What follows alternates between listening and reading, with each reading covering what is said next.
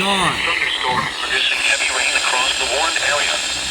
Between 2 and 4 inches of rain have fallen. Additional rainfall amounts of 1 to 2 inches are possible in the warned area. Flash flooding is ongoing or expected to begin shortly. Hazard: flash flooding caused by thunderstorms. Source: radar and automated gauges. Impact: flash flooding of small creeks and streams, urban areas, highways, streets and underpasses, as well as other poor drainage and low-lying areas. Some locations that will experience flash flooding include Newport, Pallisterville, Richfield, Mexico, Keysburg, Liverpool, Port Royal, Thompsontown, Millerstown, and Eden-Salem. Turn around. Don't drown when encountering flooded roads. Most flood deaths occur in vehicles. Be aware of your surroundings and do not drive on flooded roads.